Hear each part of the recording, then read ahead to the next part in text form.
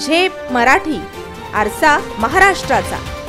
शिरपुरातील मूक मोर्चाला लागले वेगळे वळण।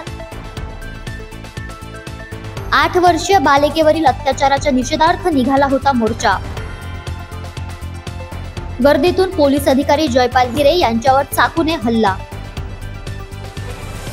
धुळे जिल्ह्यातील शिरपूर तालुक्यात स्वातंत्र्य दिनी 8 वर्षीय चिमुकलीवर झालेल्या लैंगिक अत्याचाराच्या निषेधार्थ आदिवासी समाजाच्या वतीने सोमवारी मूक मोर्चा काढण्यात आला।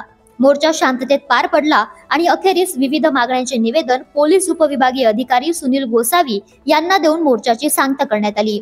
मात्र निवेदन दिल्यानंतर काही तरुण अचानक गुजराती कॉम्प्लेक्स जवळ जमले आणि रास्ता रोको आंदोलन त्यांनी सुरू केले। या घटनेमुळे परिसरात तणाव निर्माण झाला। आंदोलनकर्त्यांना समजावण्यासाठी सांगवी पोलीस ठाण्याचे निरीक्षक जयपाल हिरे घटनास्थळी दाखल झाले। यावेळी काही आंदोलक आक्रमक झाले आणि घोषणाबाजी सुरू केली। परिस्थिती नियंत्रणात आणण्यासाठी पोलिसांनी सौम्य लाठीचार्ज केला। दरम्यान आंदोलक व पोलिसांमध्ये झटापट झाली आणि या गोंधळात पोलीस निरीक्षक जयपाल हिरे हे जखमी झाले। मिळालेल्या माहितीनुसार एका आंदोलनकर्त्याने पाठीमागून चाकूचे वार केल्याचे सांगितले जाते। जखमी निरीक्षक हिरे यांना तातडीने शिरपूर शहरातील खासगी रुग्णालयात दाखल करण्यात आले असून त्यांच्यावर उपचार सुरू आहेत। घटनेनंतर पोलिसांनी आरोपींचा शोध सुरू केलाय। दरम्यान या प्रकारामुळे शिरपूर शहरात तणावाचं वातावरण निर्माण झालंय।